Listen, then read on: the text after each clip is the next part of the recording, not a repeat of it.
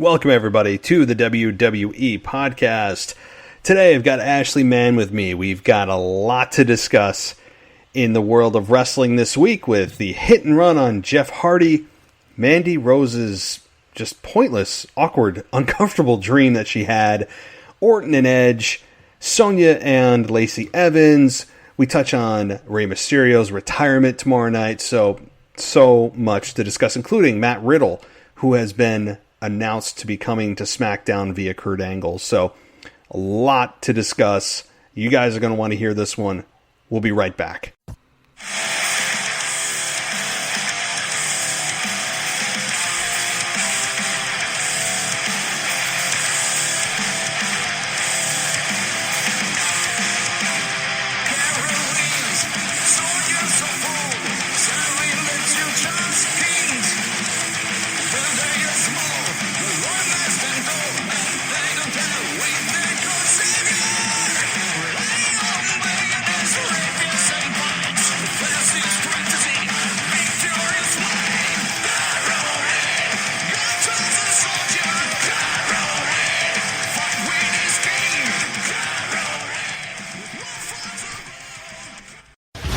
Welcome to the WWE podcast, the most passionate and authentic wrestling analysis on the web.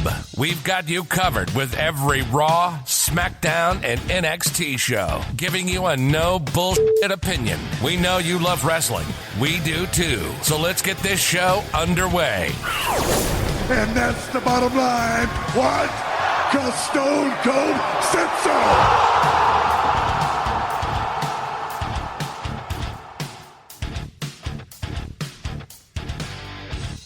Welcome, everybody, to the WWE podcast on this final day of May 2020. And, you know what? I said to give a big FU to 2020. I mean, this is easily the worst year in the history of my life, and many of our lives, right? You think about what's going on, right? I mean, we all know the whole thing going on today or this past week, but it started out in January with losing Kobe Bryant, his daughter. February with the massive Australia fires. March was the coronavirus. April was the worst economy in decades. And then May is the George Floyd disaster that has just brought out the worst in many of us. I'll say that. And everyone's got an opinion. Everyone's got their platform to try to use to speak whatever they want to speak about it. Boy, oh boy, is there a lot of stuff going on. And I was going to use this as a platform to speak my opinions on this, and I was going to. But I don't think this is a proper format to do this. Yes, I've got a decent amount of listeners that are that I could speak to, and I know people personally in my own personal life that probably listen to this show. And so maybe at some point I'll create a separate show, make it private or something like that, for my thoughts on this whole thing. They are controversial. I'm sure some people would unfollow me. They're probably not what the mainstream media follows. I'll just leave it at that. They're probably going to create more controversy than it's going to be worth putting on this show. So I'm going to just not talk about this whole thing because your social media is flooded by it, and people losing their minds over it, and people burning down cities and looting and all this stuff. So we'll leave all that stuff for the grown-ups. Why don't the kids come on back here and we'll talk about pro wrestling, because that's what this whole damn show is for. It's for pro wrestling fans. You're trying to get away from all that stuff, so we're not going to talk about it. Again, if you're interested in that, maybe I'll create a separate, like a quick hits show that's private or is labeled as such or something along those lines. I don't think this is the right platform to vent about things on that. So keep an eye out if you're interested in that particular topic that is extremely topical right now and is just absolutely tearing people apart. So Anyway, back to pro wrestling. Thank you guys for joining me. And again, we have a weekend review recap here. Lot to talk about with Ashley. I discussed some of those things at the very top of the show. We do have a ton to get to with Ashley in my almost 2-hour talk with her. 2 hours never go so quick. She is just so easy to talk to and so knowledgeable. So always a pleasure having her on, and hope to have her on maybe more than every 3 weeks, right? We'll see what we can do about that. I still don't have Twitter, for those wondering. Wonder no more. I was suspended, as you probably know or may not know by now. I don't know why I was suspended. If you're wondering, oh, what'd you say? I don't know what the hell I did. I'm in Twitter jail with no explanation. I wasn't given the charges against me. I'm just sitting in Twitter jail with no bail and nobody talking to me. I'm just being ignored by the guard, sitting in my holding cell, and everyone is ignoring me, not giving me answers as to why I'm in Twitter jail. So hopefully somebody posts my bail, and I'm able to get back out on the forum and be able to discuss wrestling with you guys, because I miss it. It sucks. Yeah, I have email and I have this platform, but it's not the same. I miss it. Damn, I miss it. I want my damn Twitter account back. So hopefully they can resolve things sooner than later, but it's been like 2 freaking weeks now. I'm dying. Okay, enough about my own problems. Y'all don't care. And so one last thing I'll say is, if you like the show, give us a rating and review on Apple Podcasts. And I appreciate the feedback. You can also email me at realwwepodcast@gmail.com if you have comments, questions, or want to get on the show. Send me a voice memo on the show, and I will put it on this show. I'll just copy the MP3 into this show, and I'll answer your question or get your rant or whatever else on the show. And it's always fun to hear new voices. All right. Let's just stop all the suspense and let's get to my conversation with Ashley, which was always a joy to talk with her. So here's Ashley and myself. I'll be back Tuesday, maybe tomorrow with my rant. We'll see. I don't know about that, but I'll be back definitely Tuesday with your Raw review. Wednesday is nostalgia, and back to your weekend review next weekend. And to be honest, a lot of co-hosts coming up this week. I am joined by Michael Gross on Tuesday for your Raw review. Wednesday, Anthony DeMarco is going to join me for Wrestling Nostalgia. And then Saturday is to be determined. So we shall see what's going to be happening. But a lot of co-hosts coming up this week. It's going to be a fun time to be able to talk with people and see what's going on and hear their thoughts and everything else. So let's get to Ashley and myself. Enough of me talking. Hope you enjoy. As always, talk to you soon. Welcome, everybody. It is Sunday evening, May 31st, 2020.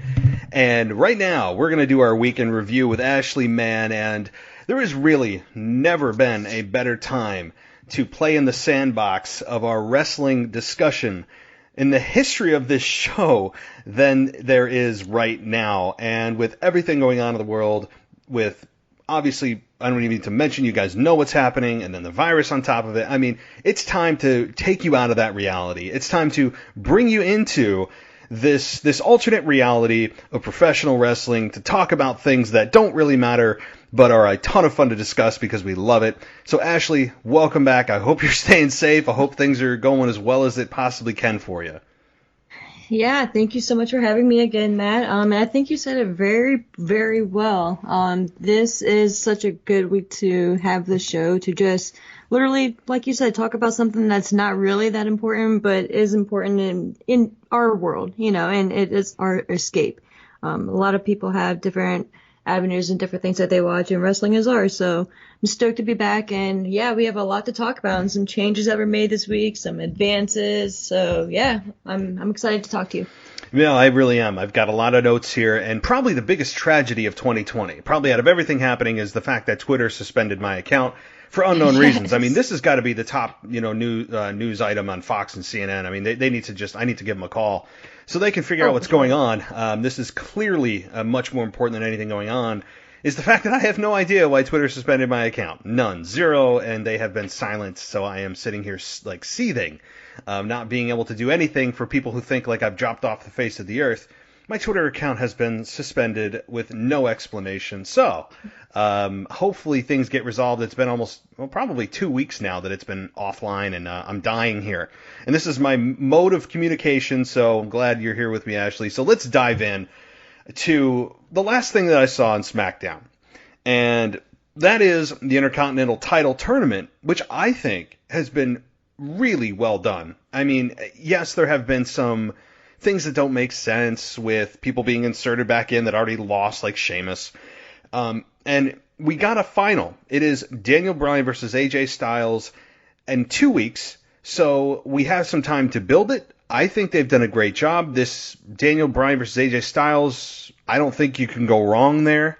So how do you like the IC title tournament going so far? And are you excited for a Bryan AJ final? Yeah, obviously they'll have a very, very good match. So I'm definitely excited by that. Interesting way that they went about it, especially with what happened this past Friday. And I was actually really looking forward to the Daniel Bryan Jeff Hardy match. But I don't know. It's interesting. And I guess I should say yes before we move on. I've really enjoyed the entire tournament in and of itself. I think that is one thing that WWE has seemed to always do well over the years. And granted, I guess you can say that it's not that difficult to do, but tournaments can get stale and can get dull over the week. So they have at least presented this in a pretty interesting way, especially, like I said, with the whole twist on Friday, with what they're doing with Jeff Hardy. So I think that's really interesting. With maybe we could get as deep as to maybe the future of his career and how much longer he has in the company, or if it was just they didn't want him to actually go on to the finals and to become the champion, but they didn't want him to necessarily lose a match, so they decided to go this extreme opposite direction. So yeah, like I said, I'm definitely interested to see where they go from here with it. And it's definitely controversial. I've seen a lot of people have mixed feelings about it on Twitter. So. Oh well, yeah. You'll have to keep me updated. I don't know what's going on. So yeah, you can. Yo, I'm living vicariously through people having active Twitter accounts. This is great. No, it's great. It's great to know what I'm missing. But yes, so I that is a good point though, because I was really looking forward to Jeff Hardy Daniel Bryan too. And while I didn't think there would be a clean victor in that match, I thought Sheamus would be the one to interfere and cost Jeff Hardy with Bryan moving on. They still got Bryan moving on, and they still got Jeff Hardy, but they went, like you said, a totally different way of getting Sheamus and to Sheamus versus Jeff Hardy, which, and yes, of course, it hasn't been revealed that Sheamus was the one that did the hit and run. I think we might get the hacker who ends up doing the truth will be heard type of thing, and ends up in his little, I don't know, laboratory or wherever he is, revealing who the person who hit and run is. And maybe it is Sheamus. I think it makes sense that it's Sheamus. I don't know who else it could be. Now, Elias, of course, also got hit. But Jeff Hardy was the one who was framed with alcohol on him, the smell of alcohol, and having him be put in a police car because they want to do blood work. Obviously, with him back on SmackDown on Friday, didn't come back positive. So it's a very interesting angle given Jeff Hardy's history as well, because we all know Jeff Hardy has had several issues in real life with drugs and everything else and alcohol. So pretty ballsy move by WWE, but realistic, and I applaud them for doing something that is different. It didn't seem fake or phony or post-produced in a very hokey way. It was, I think, as good as it could have been.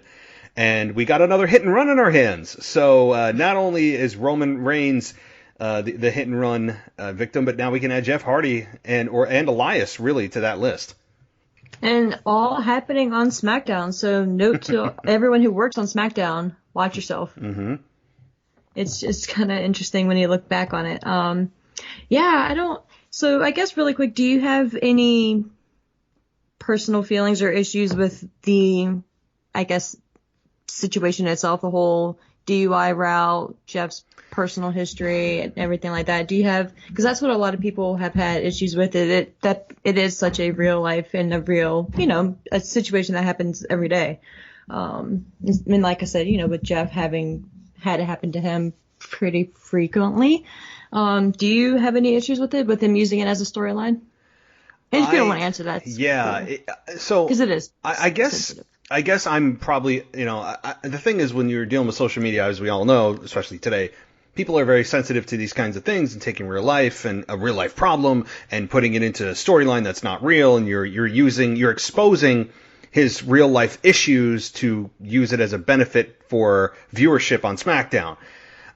So here's the thing. I would assume that Jeff Hardy probably gave the sign off that, yeah, I'm comfortable doing this. Let's do it. That's fine. Let's do it. You know, I'm sure with WWE being very cautious about these types of situations and how they look, they probably got at least Jeff's input in on it. And so assuming that Jeff Hardy was all for it, then fine. If Jeff Hardy did this but didn't really want to and wasn't comfortable, we'll never know.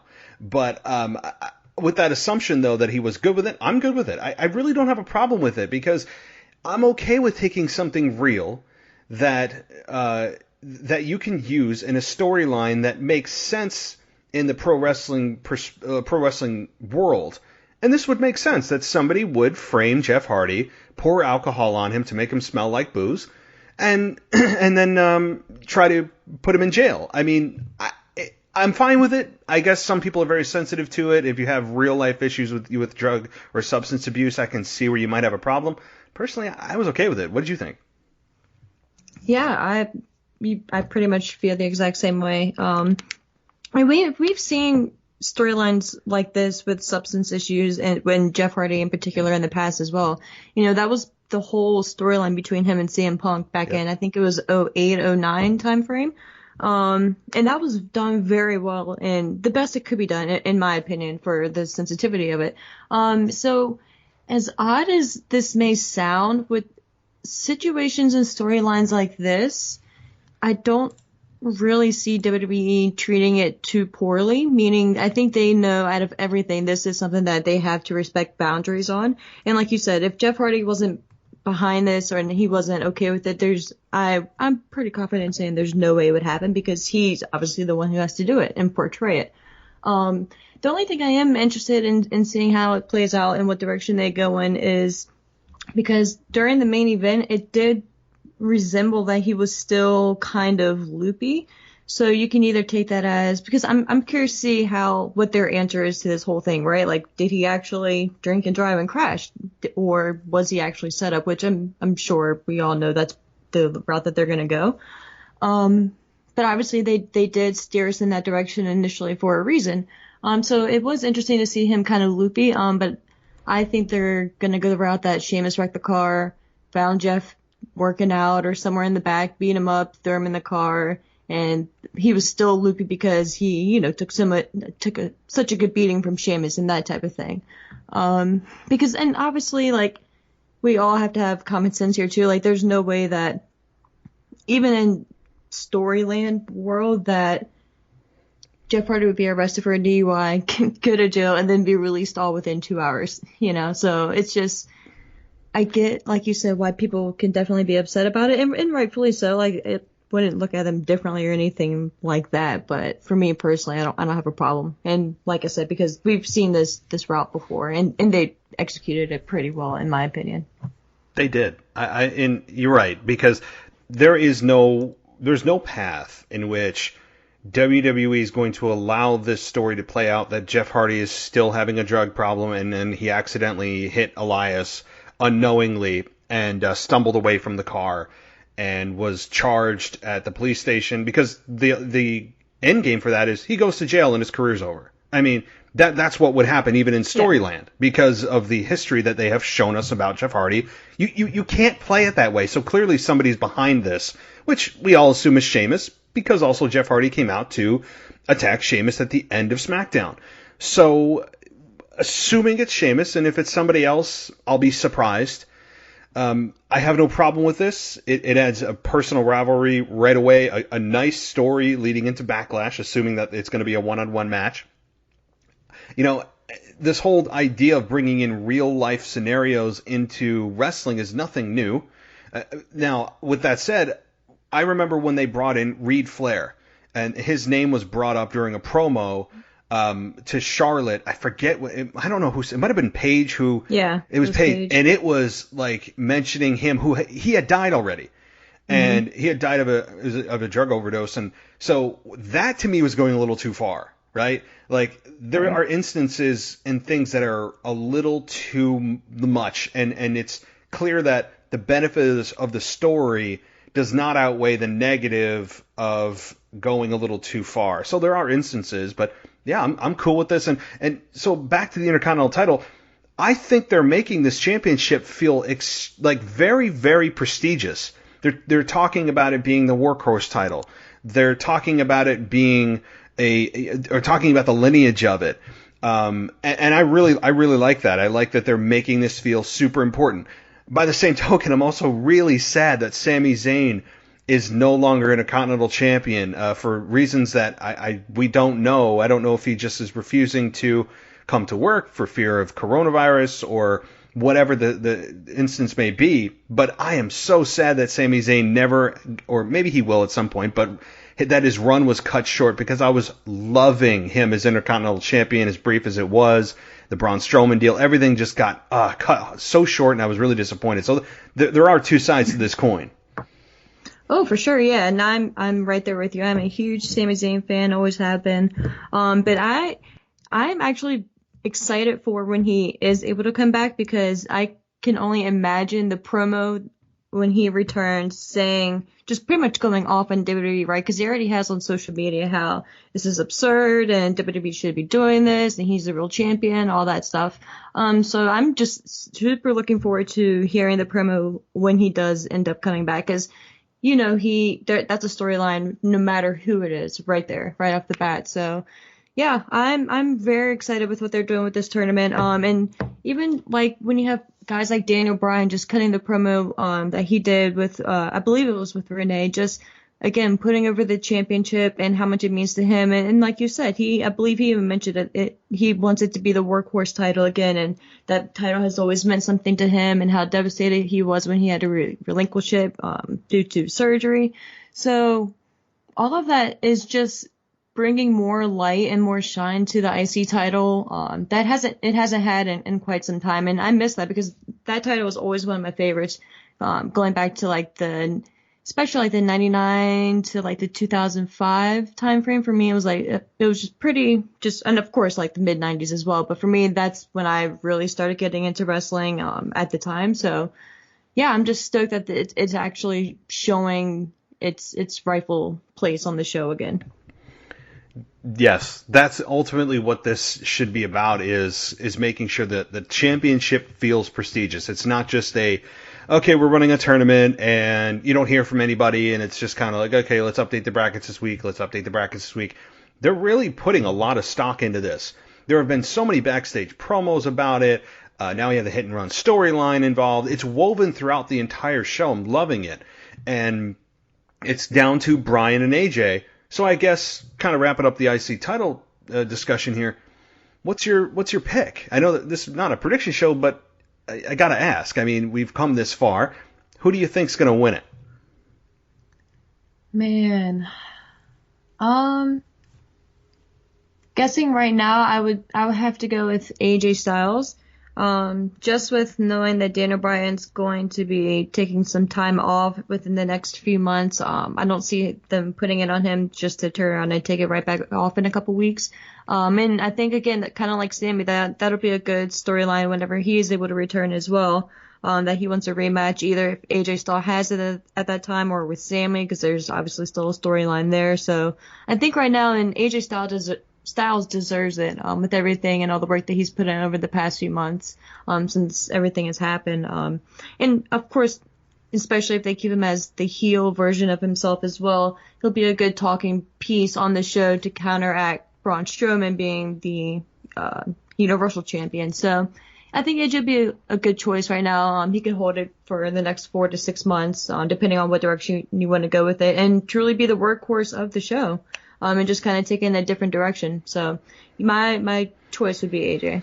I'm with you. I'm with you. While it's not impossible Daniel Bryan wins, and this is by no means a slam dunk at all. Like this could go either way, but to me the logic would say AJ. Just as for the reasons you mentioned about Bryan taking time off, and also when you briefly touched on that Braun Strowman is Universal Champion, you got to have a little bit of balance in heel and babyface champions. So outside of Bayley, that's really the only heel champion on SmackDown. Not the women's tag team champions. You got the Universal Champion. The Intercontinental Champion was a heel in Sammy, so I would think they'd want to kind of continue that with AJ. And I think AJ could be a very good Intercontinental Champion as a heel, bragging. I think eventually he'll probably get a little bit of backup as a champion. You usually need some guys to take bumps for you. I don't know who those could be. I don't even know if they're thinking that way, but AJ Styles to me should have a nice long run as Intercontinental Champion. I think he's deserving of it. And to really reinvent AJ at this point, after AJ got buried at WrestleMania in the Boneyard match, there wasn't a big character change. And he even alluded to this in an interview that he did. I forget the source, or I'd name it.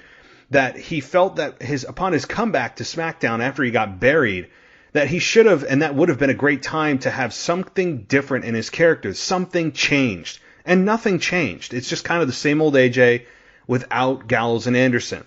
And this, to me, with him as still champion, wearing the OC shirt. Yeah. Like, not even his own AJ Styles. Like, especially that first week, I at least expected, like, his old AJ's, like, with the P1 on the front and all that. But it was still the OC, and I don't know if that was just like a shout out to them, which I get, but yeah, it could be, and they probably have leftover stock of those T-shirts, and he's probably just, and I get it, royalty checks, great for sure. So there's probably that too, but so I don't know. I think that this could be a good time for AJ to get revitalized and refreshed and repackaged in a small way, not totally redo his gimmick. But I'm with AJ. I mean, when he said that would be a great time. Yes. Burying somebody alive. If I got buried alive, that would change me. Right? Like, and it should change wrestling characters. It changed The Undertaker from the American Badass back to the Dead Man back in 2004. Like, there are reasons that you should undergo character changes, and nothing is more extreme than getting literally buried alive. So I'm totally with AJ on that. Of something needed to be changed, and really haven't seen anything yet. But this could be a good time to kind of re-kick and restart his WWE career for however much longer he's going to be in the company. Yeah, I totally agree. And really quick before we move on, I don't know if you've heard, but they have re-signed Drew Gulak. So yes. If AJ does win, and I could kind of see that maybe being the ending point for Bryan, if AJ beats him next week. And maybe Drew can kind of pick up the slack and kind of, make it the storyline he wants to, like, avenge Bryan's loss, and they can kind of stretch that out for a few weeks. So that's just an idea. No, I'm with you. And Drew Gulak, when I saw him in the Battle Royal, was that was great. I was like, yes. And I didn't know he was re-signed until then. And then, and what's strange though about that Battle Royal, as I think about some of the nitpicks. They saw somebody get thrown out from people that were not in the Battle Royal. And the announcers were going crazy about that. And, I mean, they never talk about this in the Royal Rumble, but guys and girls constantly throw each other out when they're already eliminated. And I don't want to go on that rant. But it was just kind of like one of those things where, okay, well, how did the referees know that he went over the top rope and not through the middle rope? And because they didn't see him until he hit the floor. It's all about the top rope. So there's that, and then the announcers go crazy over somebody who was eliminated already. I don't know. So anyway, all right, well, let's move on a little bit here, and I want to jump a little bit to Monday Night Raw and cover the major angle that's happening there of Orton versus Edge, because I don't think that we've talked about the greatest wrestling match ever that we're about to witness of Orton versus Edge, and I have, for a couple of weeks now, ranted my face off about them marketing it as the greatest wrestling match ever for so many reasons. But maybe you have a different take. If you do, great. But what do you think, number one, about the way that they're marketing it as such, and two, the actual match itself? I mean, I'll take the last part of that first, because that's probably going to be the shortest. The match itself, obviously, I'm looking forward to. Like I've said numerous times with you, I'm a huge Edge fan, and Randy Orton for that matter, but Edge especially. So of course the match is going to be great, and I am excited to see what Edge looks like in an actual wrestling match.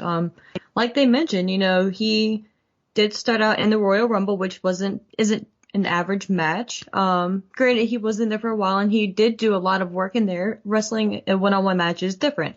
I mean, not that I know, obviously, but I can imagine it's slightly different. And then, of course, with the last man standing match, depending on how many edits they did and how many times they started and stopped, it's a completely different layout. But not selling them short or anything like that. I think it's going to be a really good match. The greatest match ever? Not quite. Hey, and if it is, I will be so thrilled to be wrong. But yeah, I can't.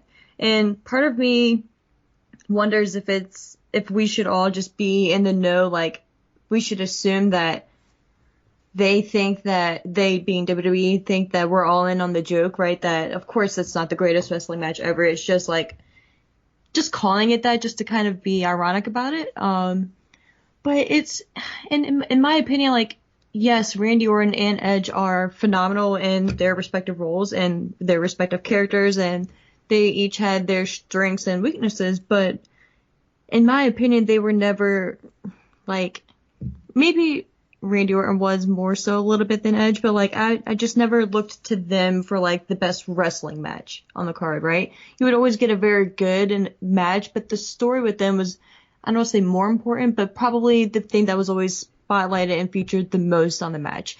You can always count on them to have a good, solid technical match, but it wasn't the greatest, right? Whereas a Shawn Michaels type match, the storyline is going to be phenomenal and the match itself is going to be phenomenal because that's just what he always delivered, or 9 times out of 10. So it's just so weird that, especially like out of all the opportunities that they had, out of all the matches, I don't even want to go down the list because that we would sit here all night going over each one that could have been declared the greatest wrestling match of all time, even before we saw the match.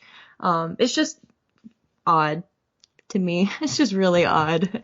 So, yeah, and I kind of feel bad for Edge and Randy Orton because I feel like they really don't want to be saying that. But it's just one of those things. I'm just choosing to not really focus on it because out of everything, I'm just like, you know what? It's just kind of stupid to me, and I just ignore it. Although the graphic is huge, so when they're doing their little prompts with the pictures, like, it takes up the whole left-hand corner. It's kind of ridiculous, but yeah. They're not hiding this, yeah. And it is funny because, like, they don't change the bottom part of it, so if it's, like, for instance, like, Asuka and Nia Jax, like, it'll still say the greatest wrestling match in the left-hand corner, and they'll have, like, their pictures or whoever they're talking about, so it's just kind of funny. It's part of the logo. It's not just for that match. They actually built this into the Backlash logo. They have doubled down on this, and I have absolutely, and I know it's a small thing, and I get it. It's a small thing, but they've now made it a part of the logo. You can't get away from it. I don't know how the announcers say it with a straight face. I don't know how when Charlie Caruso randomly said it that Edge and Orton didn't bust out laughing. All of it, it's just, it's hysterical but angering at the same time. Like, the thing is, that is, even if they absolutely tore it down and they had a 5-star match, the fact of the matter is that the greatest wrestling match ever is subjective anyway.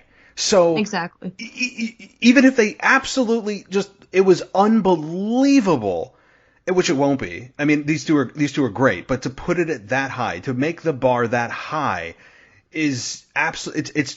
It's hysterically angering, and you can't ever have the greatest wrestling match ever because it's subjective. It's not something that's fact. It's always going to be opinionated based. So, I could just throw a few examples out there. You're telling me this is going to be better than Undertaker Shawn Michaels at WrestleMania 25, or the very first Hell in a Cell match, or CM Punk John Cena at Money in the Bank, Hogan Andre. The list goes on and on. Like Rock Austin. Like, this is just, it's insanity that they would even come up with this. It's not even, it's like they're not even self-aware that this is a parody of themselves, that it's not even funny. I don't know what this is supposed to be. If this is actually supposed to be taken as a serious thing that it's going to be the greatest wrestling match ever. I could go on. I've ranted so much on it, but I don't know. Yeah, I know. It's really bizarre to me. It's just, for me, it's just really one of the, and I don't know why this, out of all things that they've done recently, just kind of stands out, but it's just like, why? Like, you didn't have to. Like, the match built itself. Like, they did a phenomenal job cutting the promo. Like, yes, Charlie kind of ruined it at the end, but even with that, like, you were great until you labeled it something that you didn't need to label it as. So, and in my opinion too, it can be viewed as a regular wrestling match that could just be a simple pinfall match, but you throw a stipulation on it just because you think that it'll add that extra something when you really don't need to. Just let it be an actual wrestling match and let them go out there and tell the story, and that's it. So in a way, I feel kind of bad for them because we're focusing more on the stupid tagline for it than what will most likely be a really good match. So it's because they're putting an expectation on the match before it happens. If something, everybody has their own greatest wrestling match. A lot of them are common, but you don't know it's the greatest match you've ever seen until you've seen it. It's not something ahead of time that you go, I know for sure that's going to be the greatest wrestling match ever. And for the promotion itself to tell you that this is going to be the greatest wrestling match ever is setting the bar stupidly high. There's so many negatives to this. I'm just going to get off it because it's seriously easily out of however many years, 20 plus years of watching wrestling, easily the dumbest tagline I've ever seen. By far for any match that I've ever seen. It's just so, it's awful. But the match itself, yes, I'm really looking forward to it, to seeing what we were cheated out of at WrestleMania from them in the ring, because they were only in the ring for a couple of RKOs, and then they immediately went to the back for a few hours and started hitting each other with everything that they could see, and it became redundant. I mean, I hate to say it, but I was disappointed with it. Yes, the crowd wasn't there, and I felt bad, very bad for Edge, and that was obviously he got dealt a really crappy hand and all that, but they got robbed. Edge got robbed big time with no crowd. But the fact of the matter is, we all know it was too long. I think that we got robbed with them not being in the ring, and that's what I'm looking forward to it as a straight up wrestling match.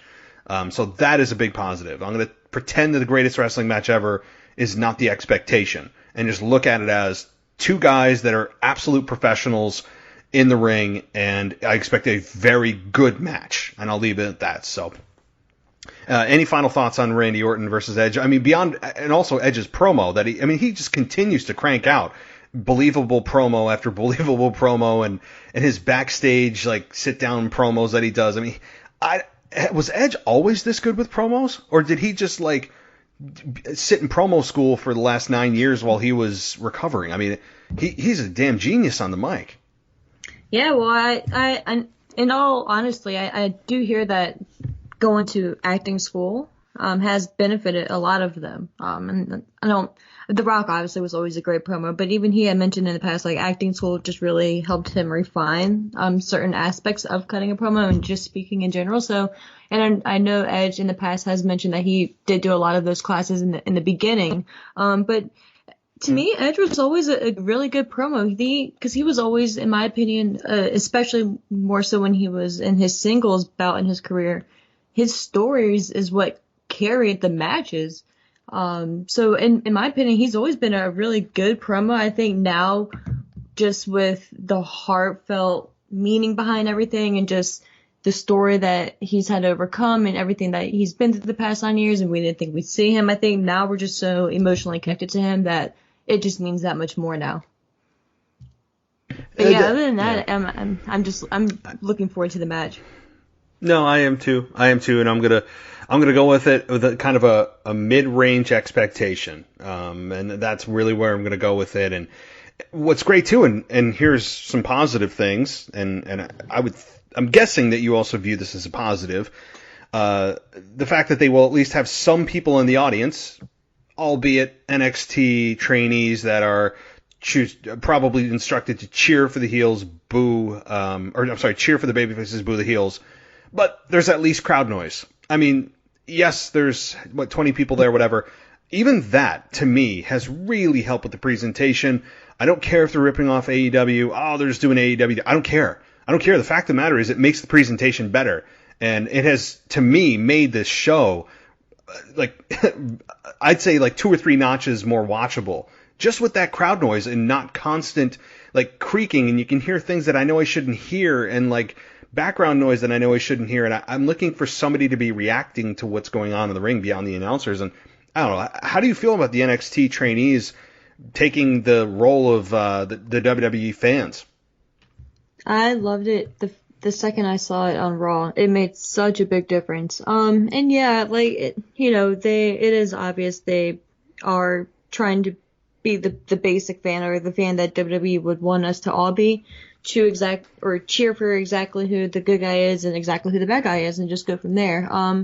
So yeah, that is pretty noticeable, but I'm just so happy to actually hear background noise and to see people there, even though they are behind plexiglass. And even that in and of itself is interesting to see the difference that WWE route, or the different route that WWE took compared to AEW, and whether WWE is going to leave it like that for the next few months or per se, or if they're going to end up changing it. But yeah, I'm just happy that you can actually see and hear people again. And it definitely does give more life to the show. And like you said, it does mask some things that you shouldn't necessarily hear. And I'm happy for the wrestlers too, because they actually have people to play off of now as well. So it's all positives in my book. Welcome back to the WWE podcast. Let's get back to more great wrestling audio.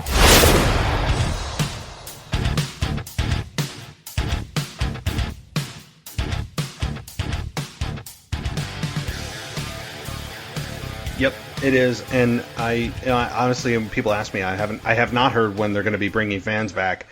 I would say that they'll probably be late to the game, because there's so much to it beyond just the PR look of it. If something goes wrong, there's health codes, and you got to worry about from state to state.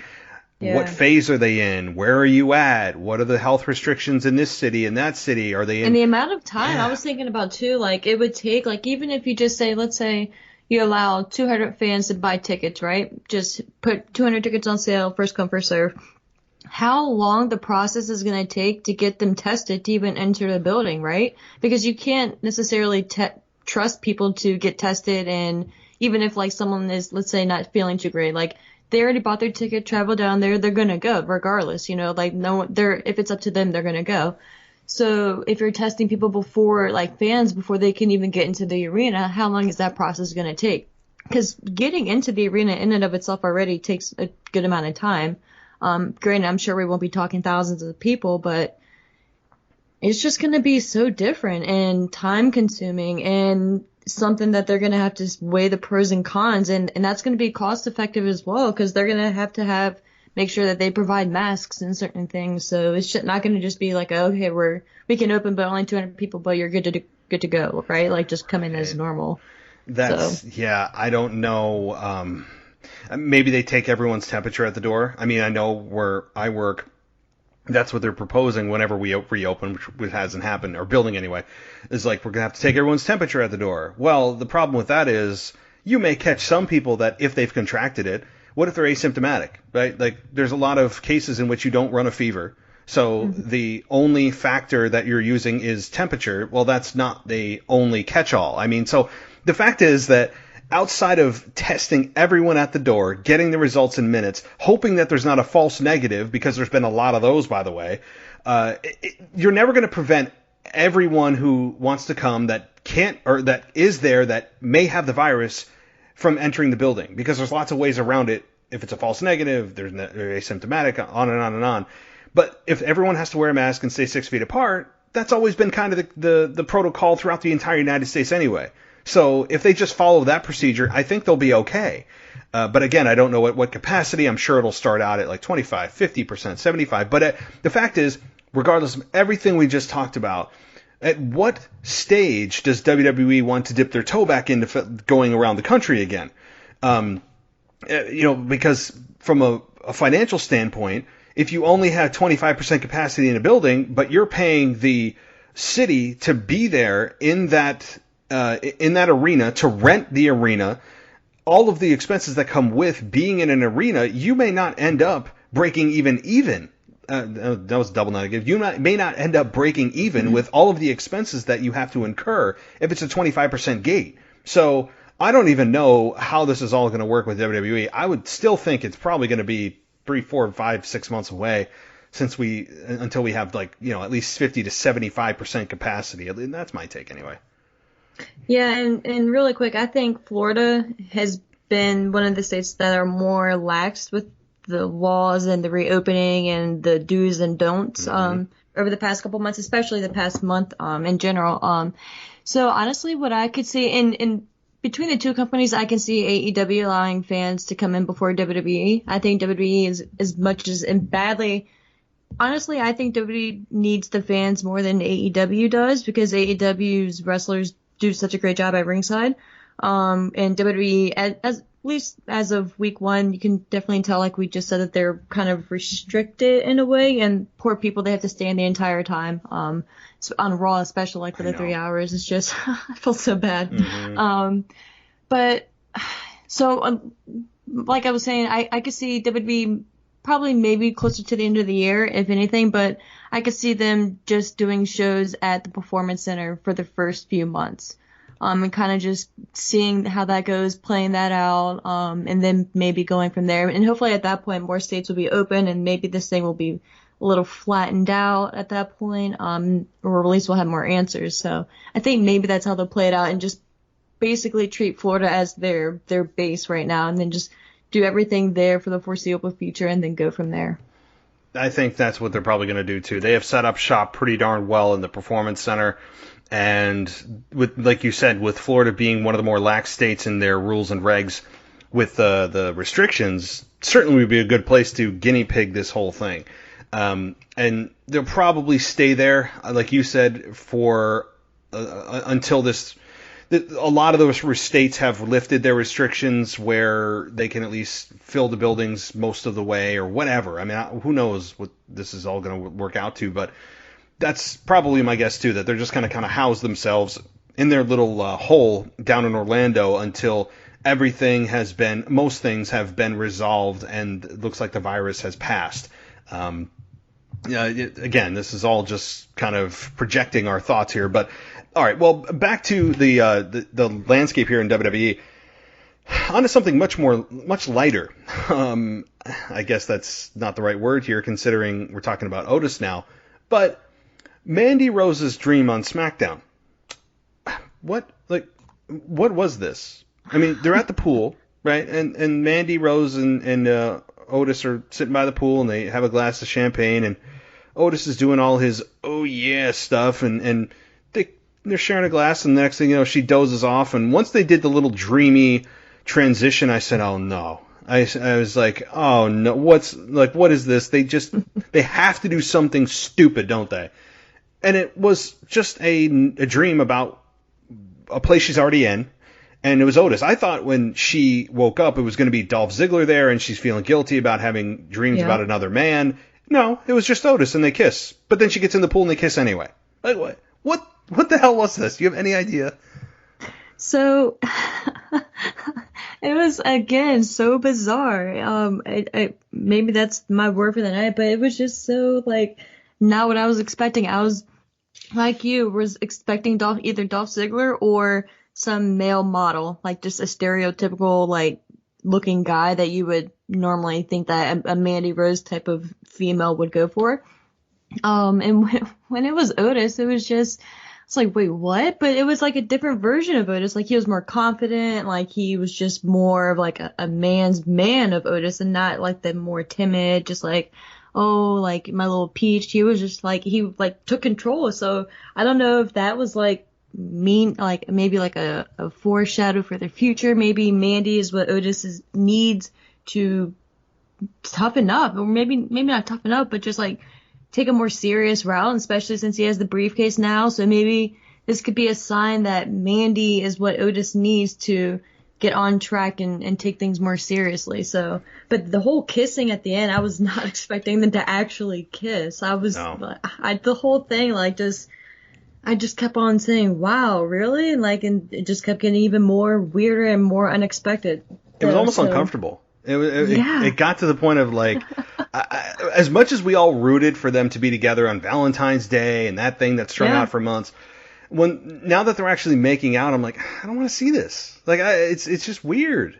If they do an occasional peck on the cheek, but to do full makeout, Come on. Even a quick peck on the lips, like yes. I was expecting something like that, but like a full make out. I was like, wow. And then they like no, they went to town. They went to town. Nobody held back. Like, okay. Yeah, and you really wonder in real life what Otis is thinking. He must be loving this, because the fact of the matter is, in real life, let's be honest, he probably would not be with a girl like Mandy. I mean, it's just a fact. He probably wouldn't be. So he is truly living out his dream right now, I'm sure. And that's great. And I'm really wondering also what Mandy is thinking of this whole thing and as a person. I mean, she's probably like, whatever, I'm getting paid to do this. It's cool. It's fine. But the seeing them make out was uncomfortable. I mean, they could have, the second they started doing their deep kissing, they should have just cut it. But it went on for like, it felt like minutes, but it was only like, I don't know, probably 10 seconds or so. Otis is just like an innocent. Like, I just view Otis as like not like, just like an innocent dude, like an innocent character. Like, he was just telling us how he had like a learning disability as a kid and how much his mom means to him. And like, so I was like, oh, like feeling not bad for him, but like more in a sentimental route. And like now I'm seeing him like actually make out with Mandy. So just like, wow, again, like a complete left turn. So I just wasn't expecting it. Right? No, like, I wasn't. But you know, like you said with the dream though, he felt like a different man. And what I noticed the most, yes, his demeanor was different. But his voice, he didn't do his like play voice. Yes, it was just a straight talking guy. I was like, oh, this is nice. Mm-hmm. It felt much better than his. At first, it was kind of endearing with his oh yeahs and his like jelly shaking belly and all that stuff. He's kind of like an endearing character, and I think that's kind of worn off a little. And to hear him just talk straight like a normal guy, I was like, this is great. Like, can you do this all the time? That's how I felt anyway. It was just nice as a refresher, but I'm probably digging way too much into this. This was just, I don't know, entertainment to try to entertain. I don't know. I mean, It probably was just a Vince McMahonism of, we got to get this crap in here. We can't have all wrestling. It's probably what this was. I mean, it was Vince McMahon with his bleach blonde female obsession that he's had over the years with Sable and with Tori Wilson. And I mean, you just go down the list. You just add Mandy Rose to that, and man, Vince McMahon has done some weird things with some blondes over the last 10, 20 years. So yeah, that's true. That's think about it. I mean, like think about when he made out with Trish Stratus in front of his comatose wife at WrestleMania. I mean, like think about like something like that. Like he's done some weird stuff. So, oh god. All right, on to something a lot more serious, and I think something that I'm surprisingly looking forward to. Is Lashley versus Drew McIntyre, and how well MVP has been doing as in this new role of being the manager that he has just so effortlessly slid into. As he does kind of part-time wrestling, but to me the real money in MVP is in the managerial role, being a mouthpiece for a guy that isn't great on the mic. When we see it with Paul Heyman and Brock, it's doable. And now we have Lashley, who looks like the mountain of a man, finally tearing himself away from Lana, getting rid of that, shedding that just, in my estimation, a god-awful storyline that I think damaged both guys, or both men and women here, the Lashley and Lana. I think it really did not do them any favors. And putting him in with MVP, who has been really tearing it up on the mic, being very believable, just settling into that role very nicely, giving him multiple segments on Raw. I mean, he has really added a lot to Lashley, and I like the pull apart from Raw. I think that Lashley is a credible threat, although I don't think he'll win. He's a credible threat. He's a guy that's never got an opportunity at the championship against Drew McIntyre. It's a new matchup. Everybody loves new. And again, MVP, I can't say enough about him. I agree 100% with you. MVP, and he's one of those that I think had situations not been what they have been for the past few months. I don't think he would have been getting the time on TV that he has, or the role for that matter. So he is one of those, like an Asuka, that I'm just really happy for, that they're getting their time to really shine. And I agree with everything you said about MVP. He's kind of revitalized the Lashley character in a way. And been what Lashley has needed, in my opinion, just that mouthpiece and just that support right there that he needed. Because he has obviously everything. He looks incredible, obviously. Like he is what you would think a pro wrestler is, but he was just missing that one little thing, and in my opinion, MVP was it. So I agree with you. I don't think he's going to beat Drew at Backlash, but man, I think it's going to be a hard-hitting match, and I can even see them having a rematch after this when Bobby Lashley loses. I can see MVP kind of talking their way back into another match with Drew and kind of dragging it out as well. So it's a credible opponent for Drew because visually speaking, of course, like I just said, like Bobby Lashley is a credible opponent for him. So it's just gonna be a really good match. And again, I'm so happy that they put the title on Drew, and Drew has really saved the show and been the star that they needed on Monday nights since WrestleMania. So I'm happy with what they're doing in the grand scheme of things, because in my opinion, it could be a lot worse. So I'm happy with the direction that they're going in right now. And they're building Lashley as a credible threat. And I hope that this is not just a quick one-off with Lashley. I don't think it will be, or even just a quick 1-2 pay-per-view, like you said, if there's a follow-up next month. My hope is that they take advantage of Bobby Lashley while he's here and realize that this is a guy that doesn't come along often. With the obviously his physique is beyond human. He's got a great look. His promos were never good, but now you've solved that with MVP being absolutely brilliant as his mouthpiece. And you put him in a championship match, you could really build him from here. Again, this is not about him winning the championship right now. I don't think anyone believes he will. It wouldn't make any sense at all. But it's about building Bobby Lashley to potentially move on to somebody bigger, maybe Brock Lesnar, right? Even though Brock Lesnar doesn't have the championship, people have always wondered, what about Bobby Lashley versus Brock Lesnar? I think that's something that could happen. Could it happen at SummerSlam? Could it happen even further than that? It could. But to me, the focus on this is not about Bobby winning the title.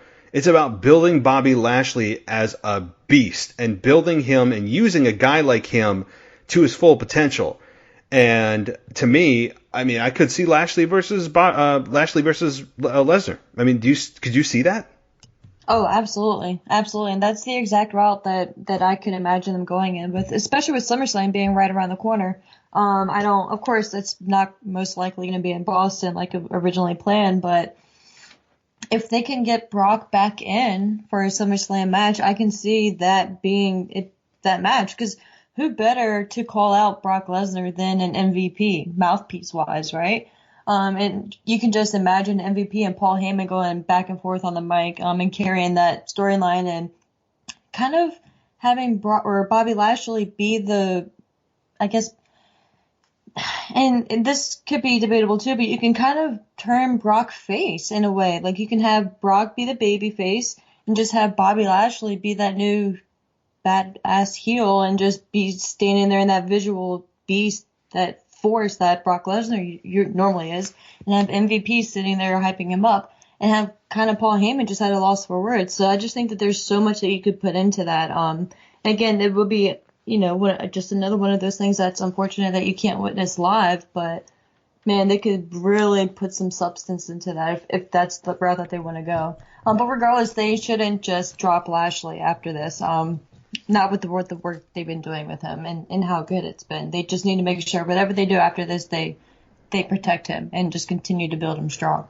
Exact. That is, and I can't stress that enough. I mean, this is not about Lashley just being the hotshot 1-2 pay-per-view punch here. They've got something here. I don't know how big this is, but there's something here that's special between MVP and Lashley. And now again, could it be just something that 6 months from now we go, that it's getting kind of boring, it didn't really work, but we could say at least they tried. Yeah, and you get 6 months out of it. Yep. Or we could say, damn, where's this been? I mean, we could be saying either one. And I'm hoping for the latter. I'm hoping that we go, this is awesome. Where has this Lashley been for 13 years? And I think it's possible. But again, yes, you're right. This is about building stars, and Lashley's not exactly young. This guy is, I believe, in his 40s, early 40s. I mean, he's not a young guy considering his profession. Now he's in tremendous shape. But the fact is that he's, it's either really now or never with Lashley. So you're right. They could sell it as a heel Lashley versus a babyface Brock. They could do that. But the thing is, if you get to that match, and we're all anticipating eventually that happening, there's a lot of back end work to do with all the things with Lashley being perceived as kind of like, the guy with a great body and he looks like he's mean, but he's going to lose. They've got to change that. And they've started it, but they've got a lot of work to do because they have educated us for how many years that he's been in WWE. And yes, he wasn't in WWE for many years. He took a 7-year gap or whatever it was being in TNA. We know that. But in WWE land, there has always been this perception of Lashley as kind of the guy that just never wins the big one. He's great body, not a great talker. They need to change that. And to make it feel like it's a massive deal when Lashley and Lesnar come together. Because right now, if it happened on Monday Night Raw, it would still be a fairly big deal because of how it looks. But how you perceive Bobby Lashley in potentially winning that match would not be the same as if they had done a ton of work to build him as a monster for 4 months and then get him to Lesnar. So that's my thought on that. Is there's a lot of work to do, but they're on the right path. Yeah, I agree. All right, well, let's move on here to Rey Mysterio. Apparently, tomorrow night will be having his retirement ceremony after Seth Rollins, who has been freaking awesome. I mean, lately. He had a bit of a downturn, lost a ton of momentum after WrestleMania and Money in the Bank losses, and I think needed a little bit of a kick in the backside.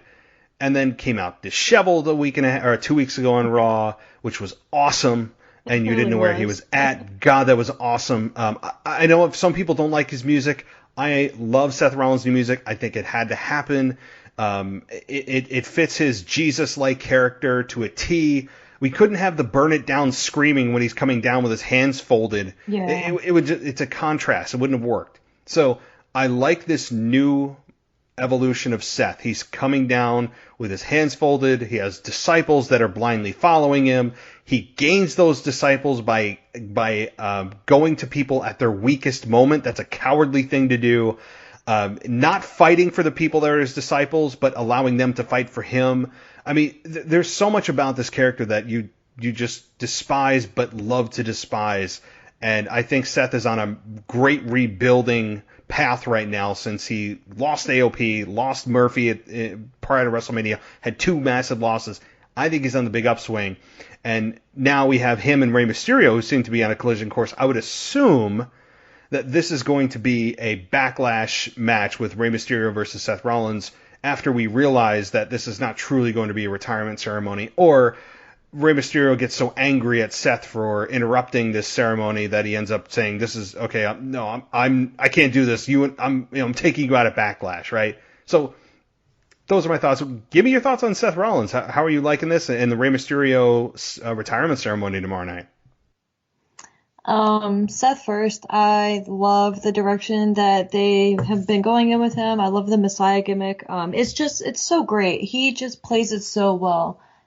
He's that slimy guy that is really great at everything he does, and it's annoying, and you hate it because like he's cocky about it, but like he's cocky about it in like a calm and like quiet way sometimes, and like it's just, but then at the same token too, like he can do a complete 180 and just flip off the handle and just really, be a what. And it's just like you said, like you love to hate him. And this version of Seth Rollins is, I think, the best version that we've seen.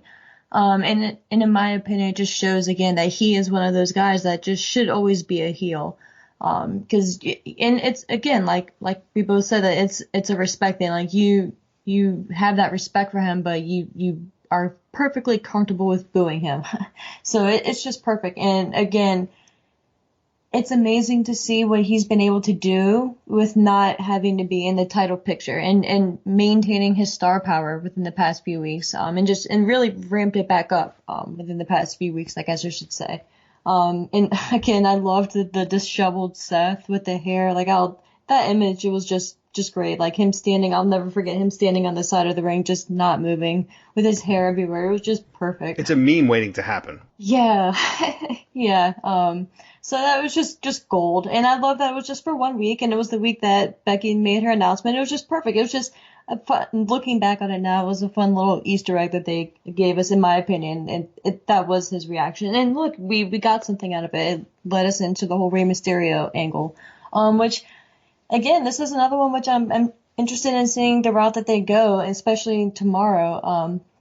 I'm kind of wondering if we get a Dominic sighting out of all this. I don't know if he's still been training with everything that's been going on, or what he's doing, or if he's even a thought right now. But I think having him in the picture with Seth being the Messiah, you can just take it so many different routes in and of itself there. And maybe having the initial match at Backlash, but then maybe down the road maybe you can drag this out to SummerSlam as well, and then have Rey put his career on the line, and then, against Seth, or whatever you want to do, if Rey truly is winding down, and that's the route that they need to be going. But yeah, I'm excited to see this match too, because that match is going to be great. That, could be the greatest match of all time, if going by WWE standards nowadays. Yeah, because you could just and it's on the pay-per-view. So Exactly.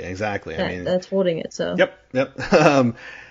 Yes, and yes. So your question about Dominic, yeah, I think that would make sense, given that he's been a much more on-screen type of figure with Rey Mysterio over the last 6 months or so, and I think Dominic will get involved, and maybe Seth surrounds the ring with his disciples, and they threaten Dominic and they threaten Rey Mysterio. I think that's definitely possible. Or he could end up being a disciple. Oh gosh, yeah. I mean, or try to recruit him. Could you imagine Seth having Rey's son? Oh gosh. Well, Eddie Guerrero already tried that. I mean, so so yeah. This is going to be interesting, and I'm really looking forward to this match, assuming, again, we're getting a step ahead of ourselves thinking that this is going to be a Backlash match, but given pro wrestling logic, this is not going to be a true retirement ceremony. You can't have Rey Mysterio, one of the biggest legends of all time, have a retirement ceremony that was announced only a week ahead of time, and they haven't done anything to really promote it since.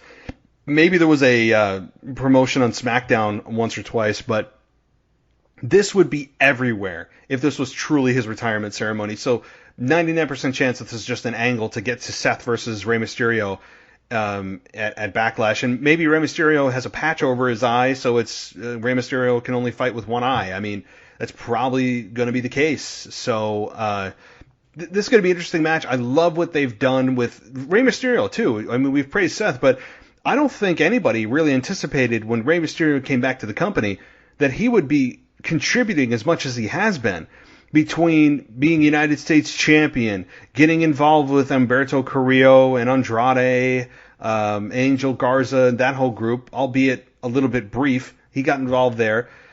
He had Brock Lesnar versus or for the WWE or the Universal Championship. I mean, there were some moments that Rey Mysterio had that I'm like, I did not see this coming in his return to WWE. I mean, and looking like the old Rey Mysterio. I mean, yeah, he might be a quarter of a step behind what he used to be, but if you're not really looking for it, you don't see it.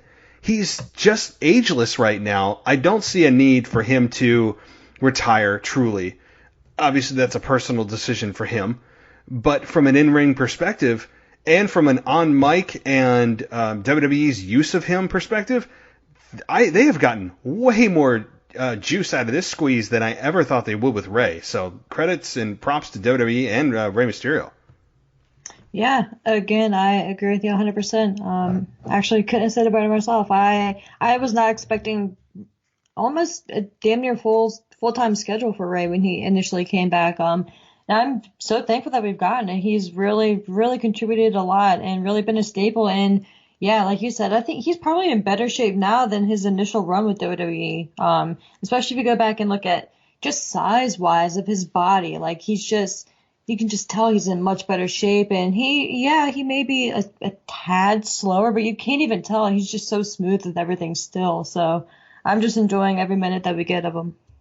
Hey, everybody. So it's not often that we talk about music here on this show or bands, but when we do, I think it's when it's worth listening to and when I run across a song or a band that I think it's worth sharing on this show. And that's one of these moments, and that's one of those bands that I think you guys should listen to. And it's just a particular song right now. And the song is called To the Fallen Sons. It's by a band called Carolus, Carolus. And they're a newly formed band from Sweden. And they love making music about history, which is really, really cool. So this song in particular is about Carolians and the soldiers of the Swedish kings, King Charles VI and King Charles VII in the late 17th and 18th centuries. So let me give you a quick sample. And again, you can find them on Spotify under the song To the Fallen Sons. It's by Carolus, Carolus.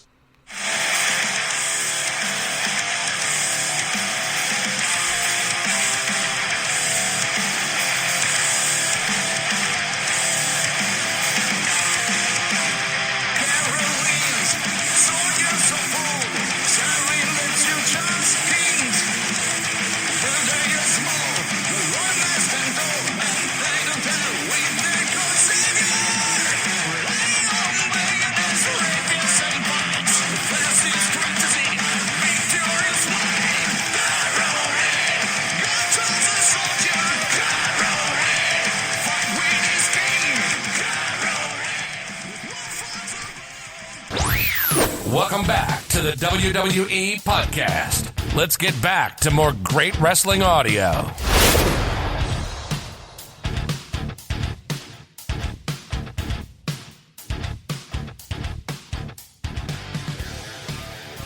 That's exactly what we need to be doing, and I think that my guess is he's probably got another year, maybe two. I don't know his contract terms, but he looks like he could go another couple of years. I mean, he has just been keeping himself in great shape or getting surgeries he needs or whatever. I know he had a ton of knee issues and all that. So looking forward to however long this run goes with Ray. So, all right, on to our new United States champion as we're speaking of it, Apollo Crews. I don't think anybody, a month ago, 2 months ago, would have said that the next United States champion is going to be Apollo Crews beating Andrade. I have mixed feelings on this. You first, Ashley. Yeah, I was not a fan, I guess I should say, to put it lightly and shortly. I had so much more hope for Andrade, and I'm really confused as to what they're doing with him lately.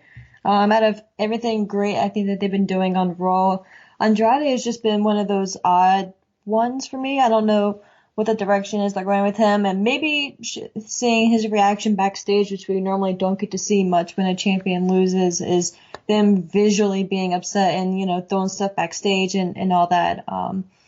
So maybe that could be the start of something, but I was not expecting it, and I was just mainly more disappointed for Andrade than I was happy for Apollo, as bad as that sounds. And just character-wise, as a person, I'm super happy for him after 11 years and all the work that he's put in, of course. But just character-wise, I just wasn't happy to see Andrade lose, just because I felt like they could have maybe built it up or maybe had it changed at the pay-per-view. But yeah, I guess it really depends on the route and the story and the momentum that they put behind Apollo now going forward. Because I feel like if you do something that big, and in my opinion, it was a big move to take it off of Andrade and make that change, and for him to cut that promo afterwards, I think they need to have a direction for him, and they need to stick with him if they're going to make that type of change. So I just hope that they actually put something behind him and give us a reason to really be emotionally invested in him, because I really want to really, really like him, but there's just something missing for me personally. I don't even dislike him at all. He's great and everything. There's just something missing, in my opinion. Well, I think what's missing is we don't know him. right? Like we don't know who he is. And so outside of the guy that has a big smile and comes out and is just the very just generic babyface, we don't know him, right? So I'm mixed on that because, right, how am I supposed to care about a character I don't know? And yeah, I mean, if you followed his career, he is athletic. The announcers beat that to death. That he is super athletic. Well, that's great, but he's very one-dimensional as currently presented. And so I'm like, okay, I don't dislike him, but I don't really know him. So how am I supposed to feel? How am I supposed to feel joy for a guy I don't know that wins the belt? Like you said, we felt more sadness because we were more connected with Andrade as a character than we were with Apollo Crews. That's why I think I felt sad for the character of Andrade too. So I mean, I'm willing to give it a chance. I don't hate it. I just don't know how to feel about it. And I don't know if it's secretly African American History Month in WWE, and I have no problem with that. But it seems as if out of nowhere they have elevated all of their African American stars. I mean, it's fine. Again, I don't care, but it's just kind of ironic. You have the Street Profits and MVP and Bobby Lashley in the main event of Raw. You have Bobby Lashley challenging for the championship, and then you have Apollo Crews become United States champion. It's just kind of, I'm sure, I don't know if it was by design or not, but I don't know. Maybe they have their own internal African American History Month. But whatever, it's just kind of something I noticed. So with Apollo Crews, fine, I guess. I don't know how long he's going to hold it. Probably not very long, is my guess. I would think that he might be a Braun Strowman version of the United States champion, or as he was the Intercontinental champion, and hold it for a couple of months. I think they're just kind of testing the waters when there's no crowd, and they can get away with whatever they want. There's no booing or cheering. It's just they can play without any consequences. And this is a great time to do it. I'm not saying it's the wrong thing to do. This is something that, given the circumstances, I would try things that I normally wouldn't try if a live audience was there. Because I think if Apollo Crews won, I'm very interested to hear what that crowd reaction would be. It could go all different ways. It could be kind of silence. It could be people cheering like, oh, that was awesome. Or it could have been booing like, what the hell was that? Where did Apollo Crews come from winning the championship? So, yeah, I'm cool with it. I'm letting it run its course, but my guess is the course is probably a couple of months at best. Yeah, and before we move on, I think what is lacking too, and I wish they just had more freedom, especially someone like Samoa Joe, who I believe is going to be a permanent fixture for the announce table going forward, but I wish that it really makes you miss the JR voice in WWE, right? Like giving you that backstory on a wrestler, because like for instance, like to me, I just think back to like a Jack Swagger, because when he first came into WWE, I wasn't really familiar with him and his story and like, you know, his background and things of that nature. And you just always had JR there explaining their history and how athletic he was, and he was an All-American and things of that nature. So when he would come out and say he's an All-American I actually knew what he was referring to, and just the story behind it was just like a catch line, and you know he actually had credentials to back him up and things of that nature. So I just think an Apollo Crews type character really suffers from the lack of freedom that the commentators have, because especially like I said, a Samoa Joe, like he would definitely, and he does. I don't want to take it from him. He does more than I think any of them right now, maybe besides Corey Graves on SmackDown, but he does go into their background and kind of connect the dots. But like a Todd Phillips, for instance, like he just like you can tell that they want to just like go into the story mode more, but there's just so many restrictions and and there's different things that they have to promote, like the pay-per-view and whatever the sponsor is and things of that nature. But in my opinion, it's just like that's just another one of those things that could be beneficial for someone like Apollo that he's just not benefiting from, and not able to benefit from, I should say. Yeah, he could be a victim of that, and to be honest, I mean, Jim Ross has such an amazing voice. I mean, he could commentate a golf tournament, and I would be super invested. I mean, Jim Ross is just, he has that. Especially nowadays. Oh gosh, really? I mean, honestly, I would take golf. I would take anything. I would think most of us would take anything sports related. But yeah, he's missing the backstory. I think that if there was even a little bit of a backstory given weeks before. And yeah, he got injured. We know that. He tweaked his leg, and then he went to the trainer's room and sobbed like, he was about to cry that he lost his opportunity. And that kind of made me feel like I didn't actually feel sympathy for him there. I mean, I know that that's what they were going for, but this guy that was all cocky, slapping people backstage, suddenly gets a taste of his own medicine, is in the trainer's room with a tweaked knee. I mean, I didn't feel bad for him. It was because he did a backflip. It wasn't, if I'm not mistaken, it was because he did a backflip and landed. He tweaked it. Yep. So, yeah. Slightly, I want to feel bad, but, again, it's just not enough there.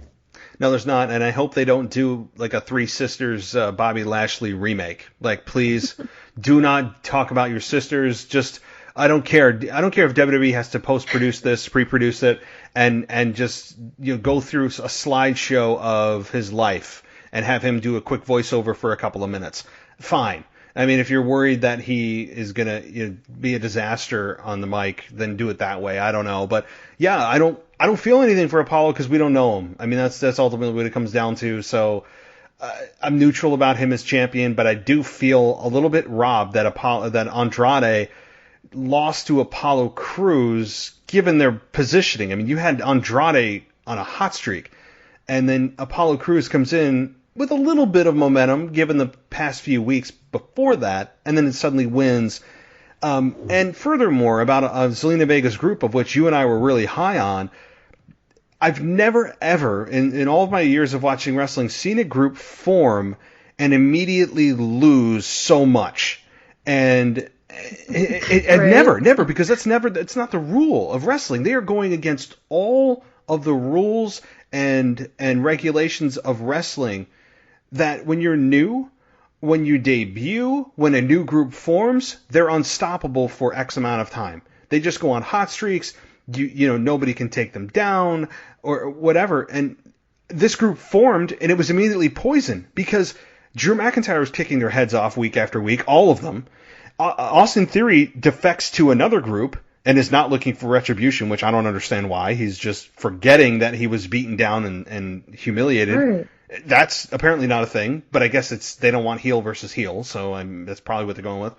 But then Andrade loses the United States Championship. I've never seen a group form, have a lot of promise, and immediately just get destroyed and lose their championship and get their heads kicked off.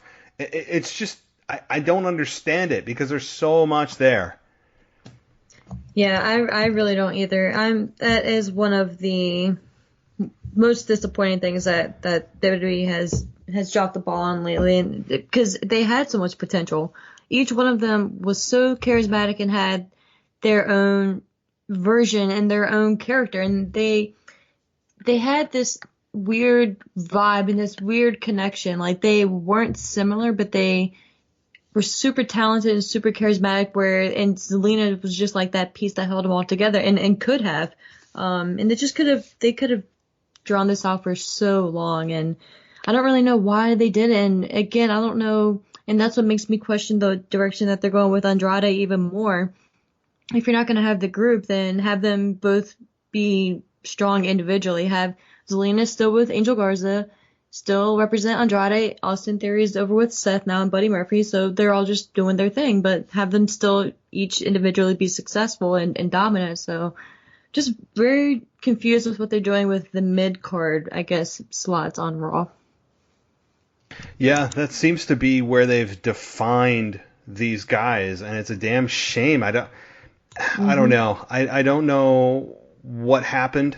I mean, I don't know what the purpose of even having Austin Theory in there was. He was obviously the odd man out, given the ethnicity. But I think he fits much better, honestly, with Seth. And I like that at least this past week we got to hear from Murphy and Murphy and Austin Theory. We got to hear, albeit very memorized words. I don't care. We got to hear a little bit from them for the first time ever. And that was nice to hear. And so... yeah, I don't know. It's just a shame because there's a lot of potential. Maybe they'll kind of reinvigorate this. Zelina Vega, I mean, you and I know that she is just a damn wizard on the mic, and her presence and everything else. I've spent many hours talking about her on this show and how good she is. But they're missing out here if they don't take advantage of this. There's something with Andrade. There's something with Angel Garza. Beyond Angel Garza talking about how he would make love to a woman in the middle of a United States Championship match. Like, why did that happen? Like, so out of nowhere. It was uncomfortable. It was Oh, like, is Vince on a make the viewers uncomfortable road here? Like, what?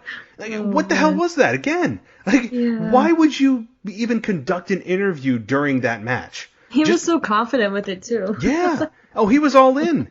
He was all in, and it was making me very uncomfortable.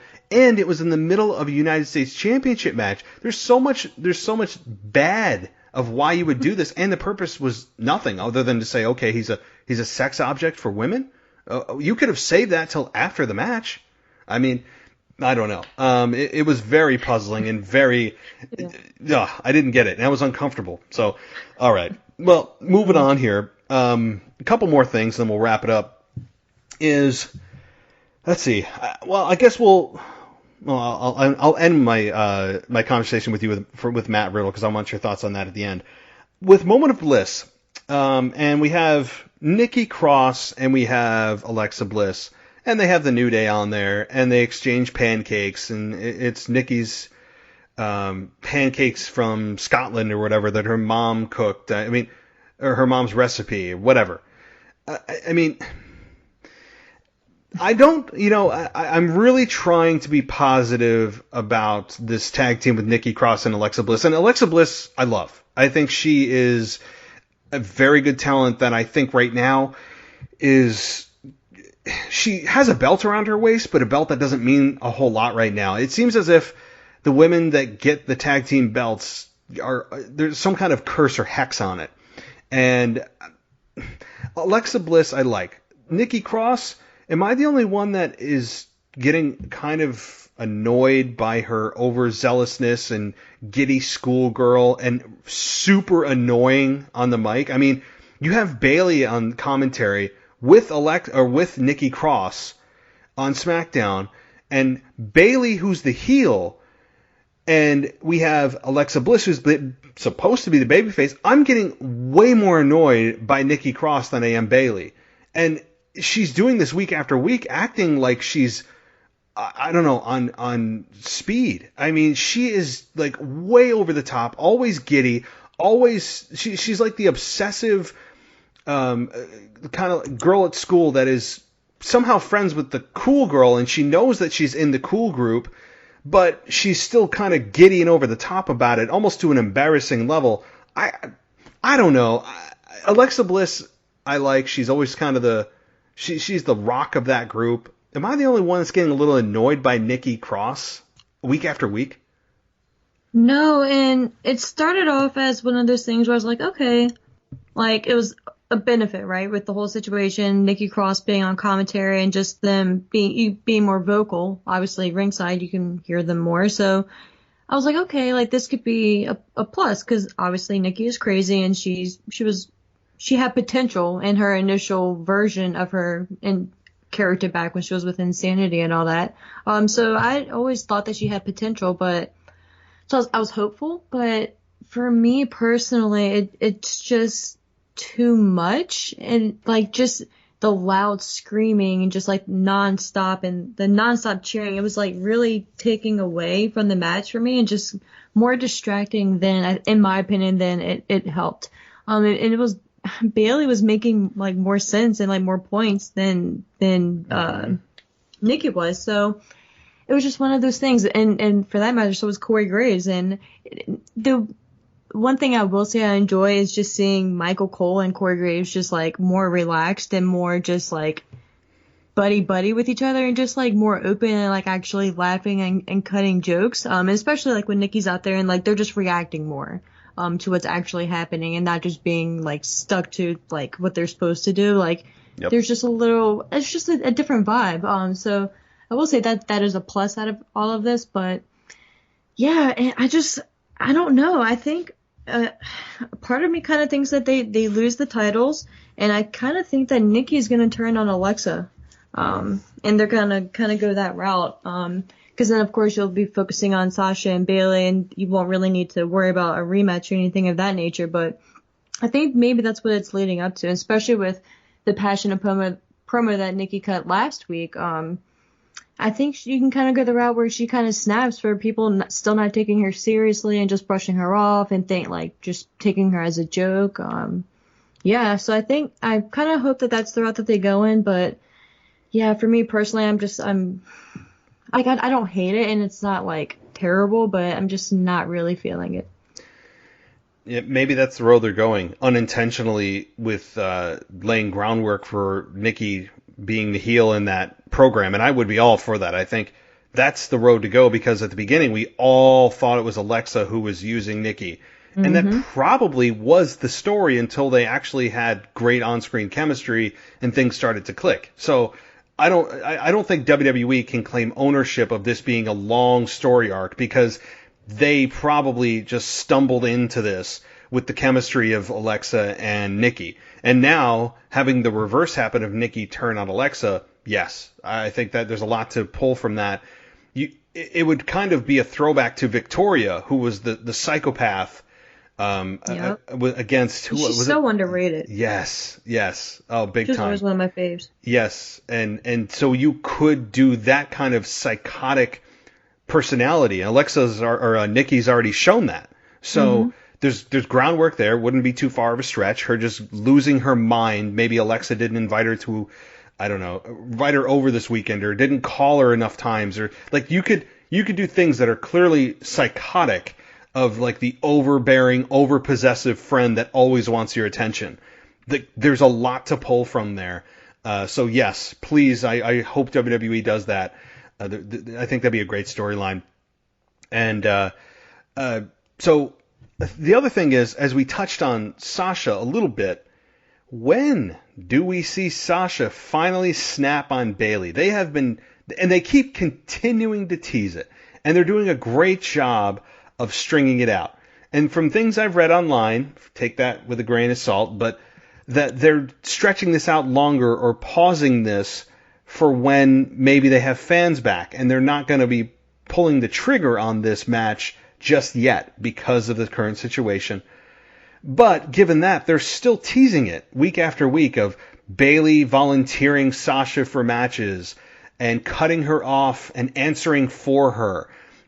They're laying the groundwork very nicely. That's clearly where they're headed. You can read Sasha's body language. It's very subtle. It's not over the top, but it's just what I guess. I mean, it's hard to predict. When roughly do you think they'll finally get the split and see Sasha snap on Bayley? Yeah, I think if it was a normal world, I think the seeds would have been planted at Money in the Bank. I think Sasha would have won. We would have had a story of who's she going to go after? Is she going to turn on Bayley? Bayley would be like, of course, she wouldn't choose me. She's relieved that, she doesn't have to worry about the contract holder. So in my opinion, I think that's probably the initial route that they were going to go in. And of course, everything changed, and I don't blame them, if that's what they are waiting on and trying to drag it out until they can do it in front of actual fans. I mean, I don't blame them, like if they don't have to do it right now, then why, and it's not like Sasha is completely oblivious to it and just has no idea what Bayley's doing. Like she's not dumb. Like she's hearing what Charlotte is saying. Like she's hearing what Alexa Bliss is saying. Like she's seeing what Bayley is doing and saying. And like she's not stupid. I just think that Sasha right now is just kind of collecting everything, and I think the route that she's going in is she's just kind of waiting and biding her time and waiting for the right moment. So I think things will probably start ramping up soon. Because I just kind of feel like this is going to culminate at SummerSlam for a weird reason. I don't know why, but again, they could drag this out longer, but I think at that point they kind of need to either do it or just move them to a different show, because you can't just keep having this weird tension and like these weird comments and then do absolutely nothing with it. You either have to have it lead to them breaking up, or when the draft happens or whatever, then have the move shows if you don't pull the trigger. If you, in fact, are waiting for fans, and we still haven't gotten to it at that point. But, I mean, I'm not one of those people who are like, why haven't they done it yet? Am I surprised they haven't? Yeah, just because WWE normally doesn't really show patience, especially with certain, because that would be a big deal, and that would be a good talking point, and people would be hooked on that and want to see how it plays out. So I am surprised that they haven't yet, but I'm fine with them dragging it out for a little while longer. Me too. They've teased it for months now, and prior to WrestleMania they were teasing it, and they're still teasing it.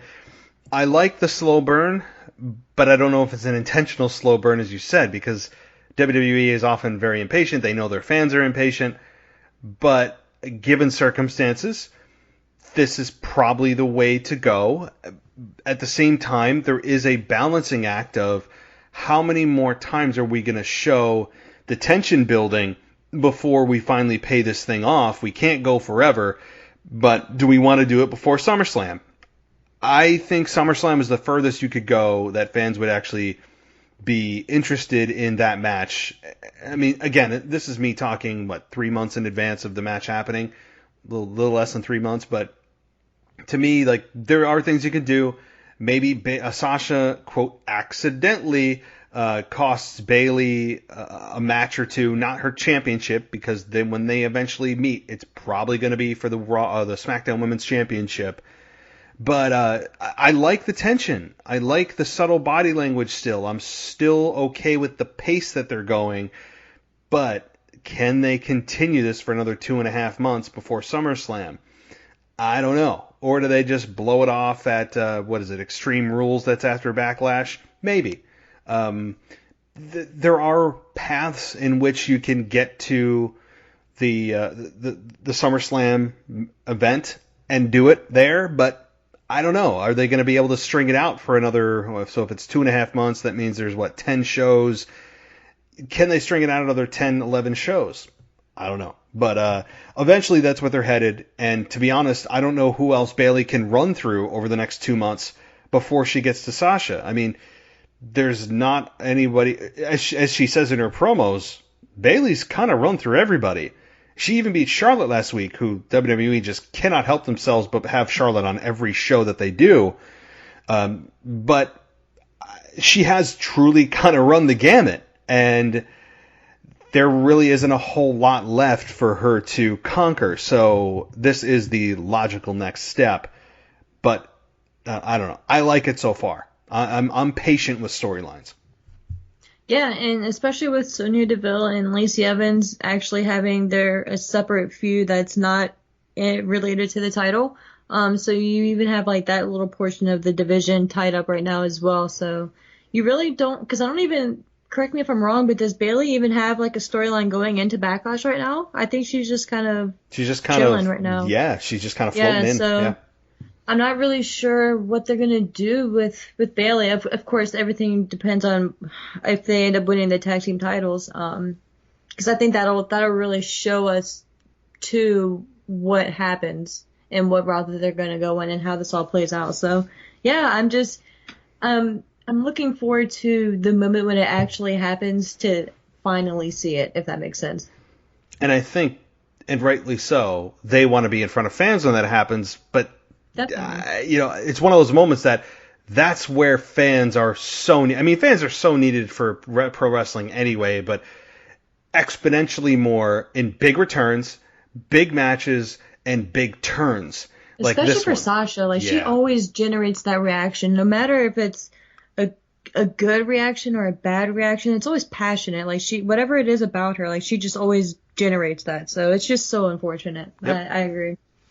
At the same time, with Bayley, I think she's done an awesome job lately, too. Yes. Really finally understanding what the heel Bayley is. For a while, it felt like she was kind of floating around, not knowing. She cut her hair, but she didn't have a whole lot to say. She eventually changed her music. And it was good, but I don't think she found her footing. She's, I think, really understanding what the heel Bayley character is and has done a great job on the mic. I look forward to her every week. She just seems to luck out in her matches. I love how she cheats to win. everything right now with Bayley is clicking on all cylinders, and in ring, on mic, presentation, character. I think Bayley's got it together. Yeah, Bayley has been the MVP for SmackDown for their women's division. Like Asuka has been on Raw, I think Bayley has been that on SmackDown.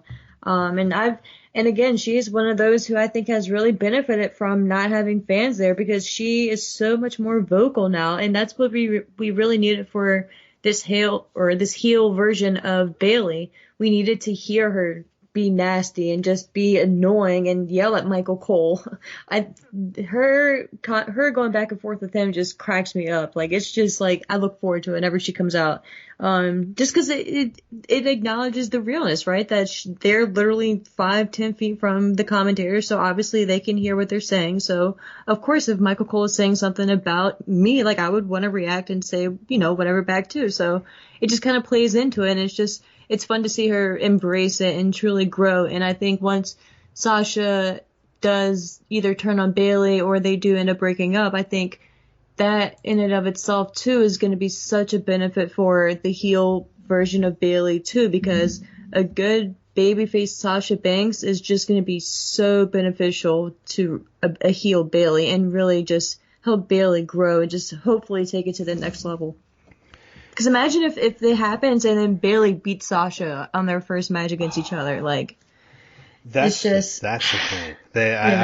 I think Bayley or Sasha turning is inevitable. We all know that eventually Sasha's going to have, the point of enough is enough, and she turns on Bayley, snaps, and assumingly the crowd explodes. And we're all waiting for that moment. Even though it's kind of predictable, it's fine because we want it.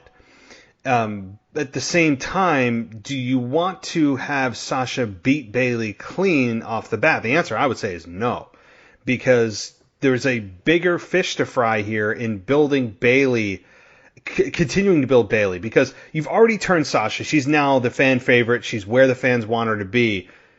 If you have Bayley beat her in the first, maybe second match, and it's some kind of underhanded way to retain the championship, how angry is that going to make fans and want to see Bayley lose that much more? Because everyone thinks, we're all assuming that not only is Sasha going to turn on Bayley, but she's going to be the one to take the championship off of her. Well, what if that doesn't happen? What if, or at least it takes a few tries for that to happen? That, I think, is something we're not thinking about. I mean, I'm assuming it up until I just talked about it right now that, yeah, she's going to probably take it off her right off the bat. I don't know.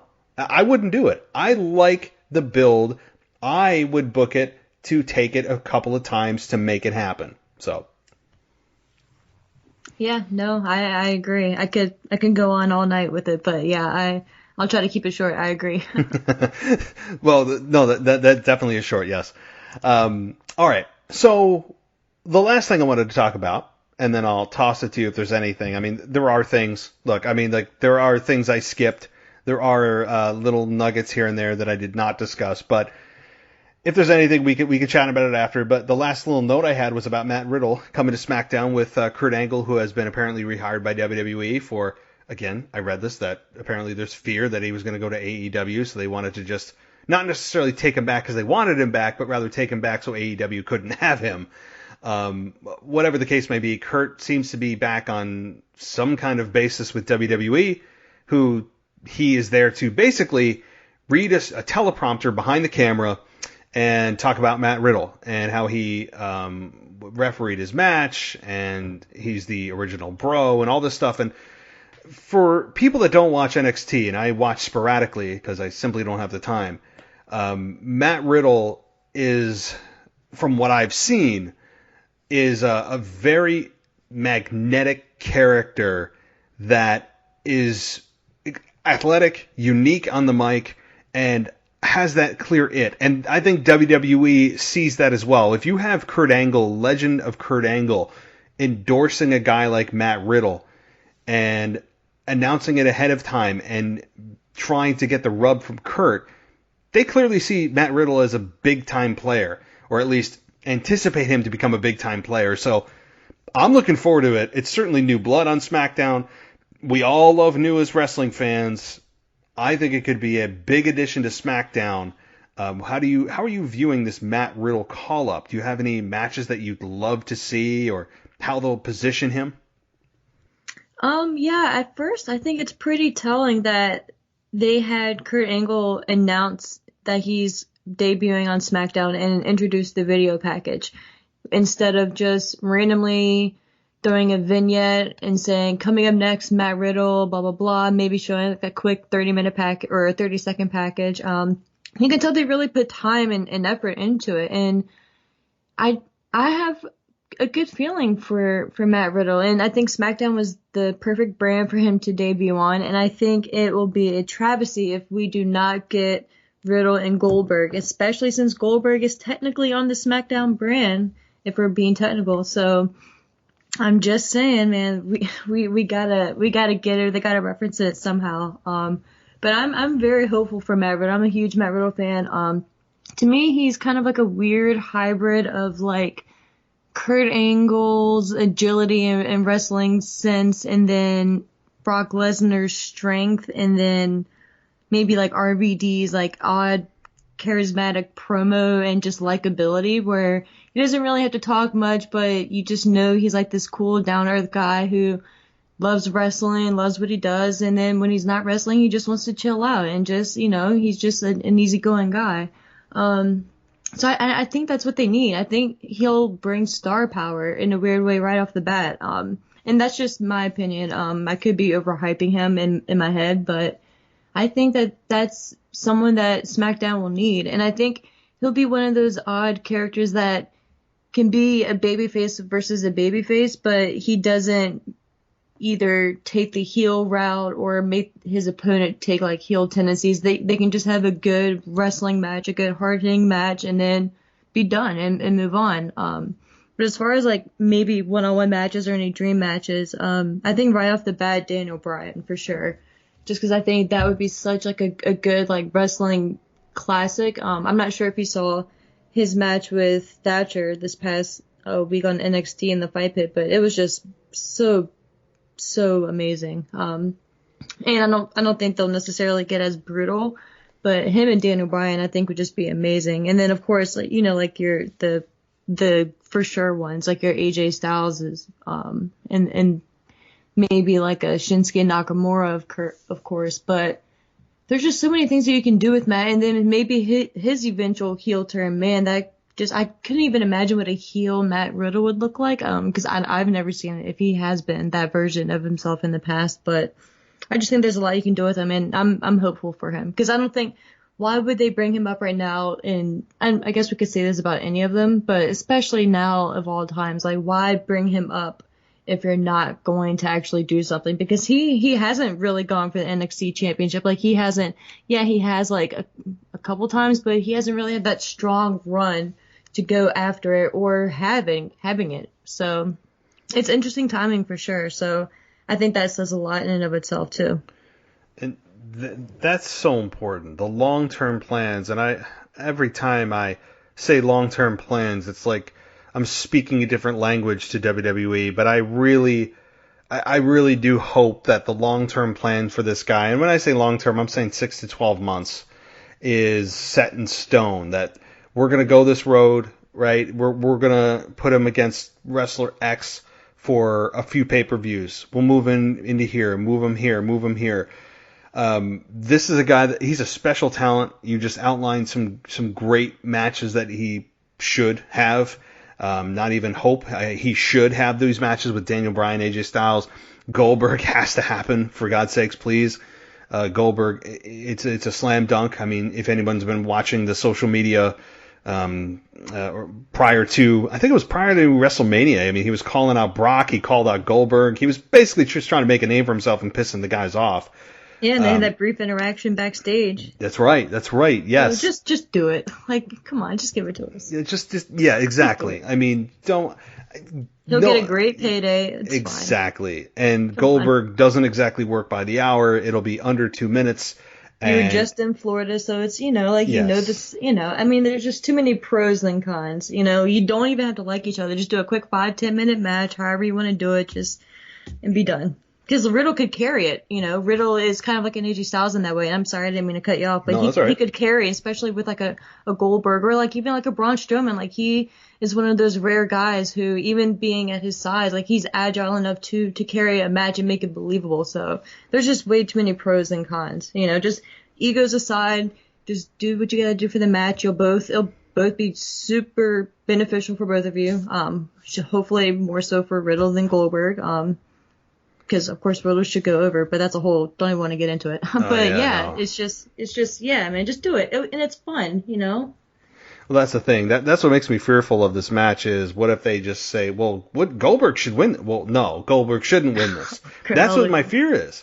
Yeah. I mean, yes, WrestleMania, we had Braun Strowman beat Goldberg, but it's WrestleMania. That's your time to anoint a new champion. My fear is that they look at Goldberg and Goldberg says he doesn't want to do the job and that it doesn't make sense for him to lose to Matt Riddle. That's my fear. Like I could see that happening where they just decide, nah, it doesn't make sense. Goldberg's the bigger star, blah, blah. Like, that's what scares me about that match that we want. So, all right. Well, that is all I had on my list. And again, I know for everyone listening, you're probably thinking, you didn't touch on this, you didn't touch on this. We really don't have the time to go into details about everything. But I will be, what the heck is today? Today's Sunday. I'm losing my mind. Tomorrow's June 1st. Wow, that happened quick. Right. But I'm not sad. I'm not sad about it being June because even though it's going to be like 40 degrees here tonight, it looks like, it's, I don't know what the hell's going on, but I mean, seriously, like 3 weeks ago it was snowing, and then we get 90 degrees for a few days, and then it's 35, 40 degrees here tonight, and then it's going to be back in the 80s next week. I don't know. I mean, I'm going to like look from like a biblical perspective to see if this is like the end times, right? Like, I know. Some may I was right. literally thinking that the other day. Seriously, like, if you look at all the signs of the end times, like we have checked the box out of 9 out of 10 of them probably. Yeah. So anyway, Ashley, did you have anything else that you wanted to comment on additionally, or anything else that we didn't touch on? No, I think that was everything. Like you said, there's so many things that we could talk about, but that we would literally be here for like 5 hours. So I think that's a good wrap up for now. Besides, free you on Twitter. It's still please. Unfortunate. I'm in Twitter it's so jail. Weird not having you. And going to your page, like all your tweets are just gone. It's just like ads and stuff. Like you still see like your follower count and all that crap, but like there's no tweets and everything. It's just so sad. When I log in, it says I have 0 followers and 0 people I'm following, but I can see all my old tweets. I can't like anything. I can't follow new people. I'm seriously in Twitter jail. I don't know what felony I committed. They just said, oh, no, F you. I mean, like, we're not going to tell you why, but you're going here. I mean, you have a right to defend yourself. Yeah. They read me my rights, but didn't allow me to actually use my rights. You're still in the holding cell. Yeah. Like, I'm in jail without bail. Like, nothing. So hopefully for those listening, like, please free me from jail. I mean, maybe they can sign a petition and start it. I don't know. It's killing me. Trust me. There's so many times I'm like, I just want to say this. I want to talk about this. I want to talk about this. Wrestling related, guys, not George Floyd related. And I'm like, hey, like, it's killing me. And all I can do is just sit at my computer here and talk. But I love the tweet. So, damn. Yeah. All right. Well, Ashley, thanks again. But before you go, let everyone know where they can follow you on, Twitter accounts that actually freaking work. Yeah, mine still works for now. I'm at ASHMANNS. So yeah, feel free to give me a follow and I will follow you back. Yeah, no fair. All right. Well, Ashley, thank you again for coming on. We'll touch base soon. And I know that we did talk about discussing the Undertaker Last Ride documentary. I've reviewed it solo by myself, 1 and 2 and 3, but I really want to bounce this whole thing off somebody, and definitely as things roll on, we can come back on for that specifically. Unfortunately, they've really strung out part 3 and part 4 by like 3 weeks. I don't know why. It's so weird. I'm so frustrated. I'm like, they're coming June 14th, or I'm like, what do you mean June 14th? Whatever the heck it is. I think that's when Backlash is, so I don't know if they're just correlating them with the pay-per-views or not. Probably. And Oh God, there's just the whole thing is just the best piece of wrestling footage I've ever seen from a documentary really perspective. is. So Yeah. So we'll have to definitely come back on for that. But in the meantime, I'm sure we'll have you on to discuss all the things happening in wrestling. So thank you for coming on, Ashley. We will be in touch soon. Absolutely. Thank you so much for having me. Take care. You too. Thanks for listening to the WWE Podcast. Don't forget to subscribe on your favorite podcast app so you don't miss a show, or head to WWEpodcast.com. And for all of these shows ad-free, head over to patreon.com/WWE Podcast. Until then, we'll see you next time.